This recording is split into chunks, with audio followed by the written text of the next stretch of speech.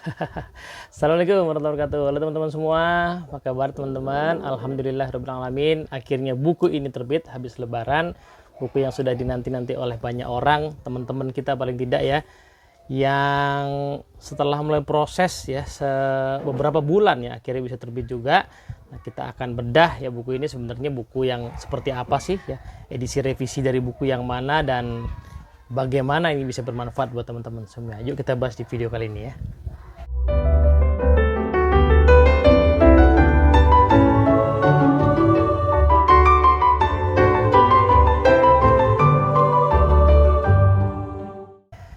Yes, assalamualaikum warahmatullahi wabarakatuh, teman-teman semua. Di antara para pembelajar NLP, teman-teman mungkin sudah ada yang kenal buku ini ya. Nah, ini dia ya, NLP The Art of Enjoying Life, terbit tahun 2010. Ini dulu saya tulis hasil pembelajaran NLP sejak tahun 2005 sampai 2010 lah, bisa dibilang begitu ya. Saya mulai nulisnya tahun 2007 tapi selesai di tahun 2009. Perjalanan beberapa bulan nyari penerbit yang menerbitin, alhamdulillah waktu itu ketemu sama Pak Wandi S. Brata, dikenalin sama Pak Andres Hareva, bisa terbit oleh Gramedia. Lalu 2014 hasil belajar lanjutan, buku tadi direvisi jadi buku yang ini ya. Nah, ini mungkin punya juga nih ya, NLP The Art of Enjoying Life, masih sama, subjudulnya aja beda, tapi penerbitnya Serambi, jadi berubah sedikit, lebih ke sistematikanya ya. Lalu buku yang kedua ini juga udah habis, udah lama banget nggak terbit lagi, di penerbit juga nggak terbitin lagi waktu itu ya. Karena buku ini marketnya emang sangat spesifik ya, orang-orang yang serius belajar NLP biasanya, atau pengen kenalan dengan NLP tapi kenalannya yang cukup serius, bukan cuma pengen tahu aja gitu biasanya. Lalu banyak yang nyari dan susah banget nyarinya, sampai di Tokopedia, di Shopee gitu. Ada yang jual bekasnya 500.000, 400.000, ada yang paling mahal 750.000, dan ada yang beli tuh. Salah seorang kenalan kita ada yang beli, kalau nggak salah 500 sampai 700.000 gitu ya. Ya sudah dianggap betul buku yang dibutuhkan oleh para pembelajar ya. Nah, karena nggak terbit lagi, sedangkan banyak yang nyari, kebanyakan juga akhirnya memutuskan untuk beli format e-booknya di Gramedia Digital atau di Playbooks ya, itu ada di situ, murah di situ, cuma berapa puluh ribu gitu harganya. Nah, beberapa yang tahun lalu saya memutuskan untuk kayaknya buku ini perlu direvisi lagi nih dan diterbitkan lagi, karena pertama-tama secara isinya ya, meskipun tadi bisa dibaca di versi e-booknya, tapi isinya sudah banyak yang harus diluruskan, diorientasikan ulang gitu ya, termasuk karena buku ini sudah jadi panduan di komunitas Indonesia NLP Society untuk belajar NLP lanjutan. Jadi kalau teman-teman yang ikut komunitas di Indonesia NLP Society kan biasanya ikut lewat belajar NLP online ya, atau kelas NLP esensial dulu atau essential life course. Terus kita rutin 2 minggu sekali di Jogja, di Jakarta, di Bandung gitu ya, suka pakai buku ini buat mempelajari lebih dalam gitu, karena kan NLP itu ya nggak bisa dipelajari hanya lewat 1-2 hari pelatihan lah, apalagi cuma pelatihan online gitu ya. Nah, itulah sebabnya kita butuh panduan. Nah, banyak teman-teman yang belakangan gabungnya itu nggak punya bukunya karena udah susah banget nyarinya gitu ya. Nah, sementara itu proses belajar NLP di Indonesia NLP Society kan juga udah berubah ya dibandingkan dulu awal-awal kita mengadakan program-program ya. Udah lebih terstruktur dan udah lebih difokuskan terutama untuk aplikasi kita sehari-hari aja deh dulu gitu ya. Jadi niat kita kan belajar NLP bukan supaya tahu NLP-nya. Niat kita belajar NLP supaya kita bisa jadi orang yang lebih excellent di bidang kita masing-masing. Nah, maka dari itu ya udah ya, belajarnya fokusin ke situ aja. Lalu kalau gitu NLP-nya juga harusnya diorientasikan ke sana ya, NLP yang bisa membantu orang excellent di bidang masing-masing. Bukan kemudian harus jadi misalnya terapis berbasis NLP atau trainer berbasis NLP ya, nggak harus begitu. Tapi bidangnya apapun ya bisa memanfaatkan NLP untuk lebih excellent, lebih baik dari sebelumnya. Nah, itulah yang kemudian membuat saya kemudian kepikiran untuk mendesain ulang ya buku ini ya. Buku ini jadi kelihatannya lebih tebal memang ya.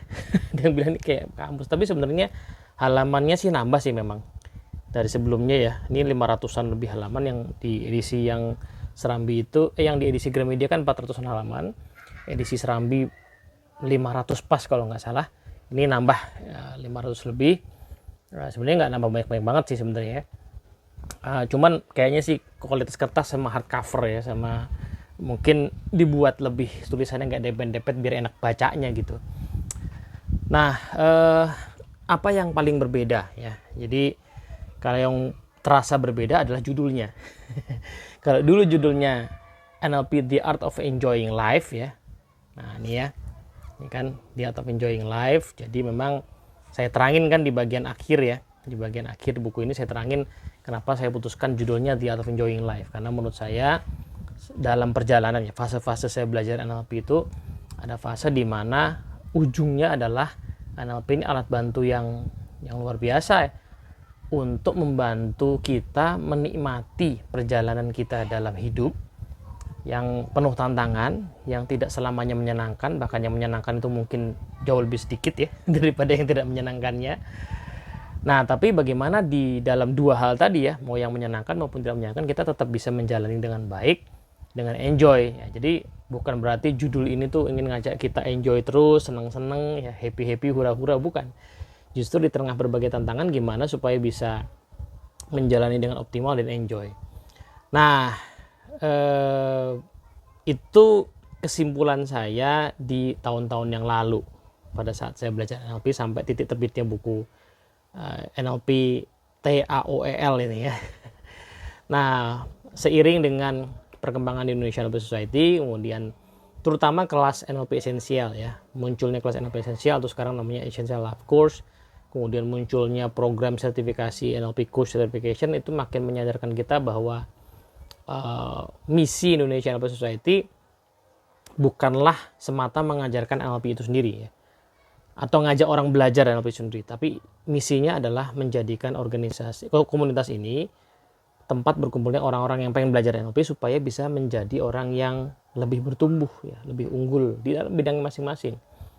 Jadi goal orang belajar NLP itu bukan supaya bisa certified misalnya jadi practitioner, master practitioner. Itu ya ada jalur belajar seperti itu, tapi tidak harus kita menjadi orang yang demikian. Kita hanya perlu belajar terus supaya kita bisa menjadi orang yang lebih unggul lah. Nah, kira-kira seperti itu. Nah, itulah sebabnya kalau kita lihat judulnya berubah ya, judulnya The Path of Excellence. Nah, judul The Path of Excellence ini adalah judul yang merupakan kesimpulan ya, bahwa sepanjang kita belajar NLP, kita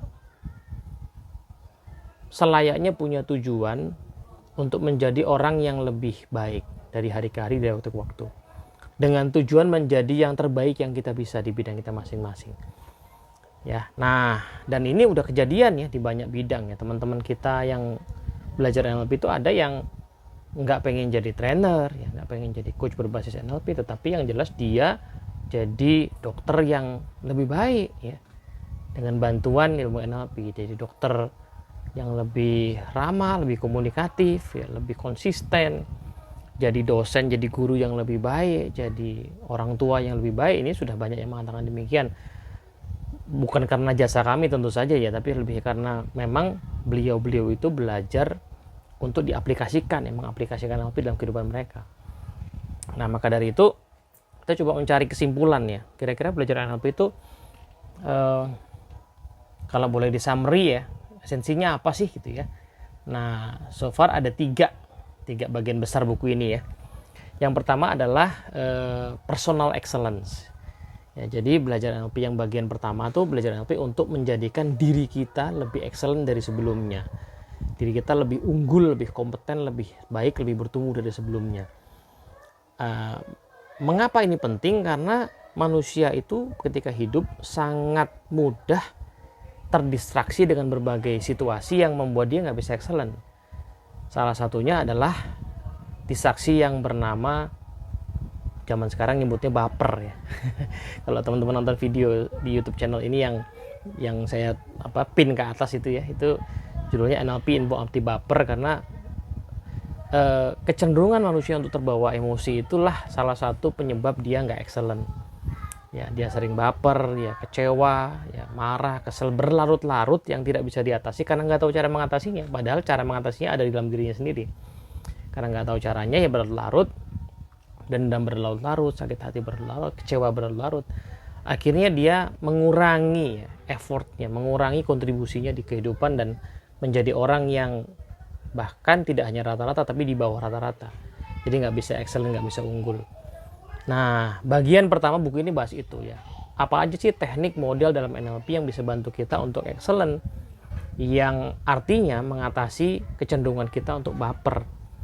Nah, di situ akan dibahas tuh bagaimana kita bisa kelola pikiran perasaan kita, gimana kita bisa mengelola tindakan kita, gimana kita bisa mengarahkan tindakan kita pada tujuan jangka panjang, namanya visi misi, gimana kita bisa bisa mencapai visi misi secara konsisten dengan disiplin eksekusi ya, dengan well formed outcome namanya. Eksekusi tanpa tapi kalau saya minjem istilahnya Mas Samsul Hatta di chairman-nya NLPS ya. Nah, itulah ya kumpulan bagian pertama yang namanya personal excellence ya. Nah, bagian yang kedua ya, manusia itu kan nggak pernah bisa hidup sendiri. Manusia pasti berurusan dengan orang lain, dan in fact dalam rangka menjadi excellent itu pasti kita butuh kontribusi dari orang lain, pasti kita butuh kerjasama sama orang lain. So di situ kita butuh bisa berelasi secara excellent juga. Maka bagian kedua buku ini bahas soal relationship excellence. Itu persis selaras dengan modul 2-nya Essential Life Course ya. ELC itu kan punya modul 2 Relationship Excellence yang memang membahas bagaimana sih sebenarnya relasi itu punya pola ya. Bagaimana saya bisa membangun hubungan yang baik, yang sehat, yang efektif, yang fleksibel. Nah, disitulah tuh ilmu-ilmu NLP tentang outcome ya, outcome dalam komunikasi, rapport ya, pacing, leading dalam komunikasi. Kemudian bagaimana kita bisa mengemas pesan dengan baik ya, teknik-teknik framing, hypnotic language ya. Kita bisa mengenal kecenderungan pola pikir orang lain ya, beta program. Itu semua kan kumpulan dari berbagai model dan skill yang bisa dipakai untuk membuat kualitas hubungan lebih baik ya, relationship excellence. Sehingga dari dua bagian itu saja kita bisa ya menghasilkan banyak hal, karena saya sendiri adalah orang yang produktif, tidak tergantung pada mood ya, nggak baperan ya, personal excellent, tapi juga sekaligus hal yang mau saya kontribusikan itu pasti butuh bantuan orang lain, dan saya punya kemampuan berelasi yang baik dengan orang lain, relationship excellence gitu. Nah, itu bagian yang kedua. Bagian yang ketiga adalah biasanya pada saat kita sudah berhasil ya mencapai banyak hal, akan ada kebutuhan untuk bisa membantu orang lain ya, ngajarin orang, menumbuhkan orang. Nah, bagian ketiga dari buku ini namanya Growing Others gitu ya. Growing Others tuh bagaimana kita akhirnya bisa membantu orang lain untuk bertumbuh. Nah, di sini ada banyak aplikasi ya, misalnya aplikasi NLP di dalam pembelajaran ya. Kita pengen ngajarin orang, pengen mentoring, itu NLP bisa bantu di mananya sih ya kan. Kemudian kita pengen coaching ya, kebetulan tadi kalau secara framework sertifikasi kita juga udah punya yang cukup komprehensif, sudah angkatan yang ke-9 ya, yang kita latih bareng-bareng. Kemudian bagaimana untuk psikoterapi ya, NLP yang bisa dipakai buat menerapi seperti apa. Di sini ada pandangan saya ya tentang NLP sebagai psikoterapi yang harusnya lebih serius diurus di Indonesia atau bahkan di dunia. Jadi karena banyak orang belajar NLP lalu menggunakan terapi yang menurut saya mohon maaf agak mengkhawatirkan ya cara mempraktekannya. Jadi harusnya diurus lebih serius karena ini prosesnya nggak mudah, ini kompleks. Jadi saya mendorong teman-teman yang alhamdulillah di Indonesia itu juga banyak yang udah para psikolog yang belajar, teman-teman psikolog, sehingga moga-moga sih ya beliau-beliau ini nanti bersedia untuk serius menggarap ya NLP untuk psikoterapi sehingga bisa dipraktekkan dengan lebih efektif, lebih aman juga gitu.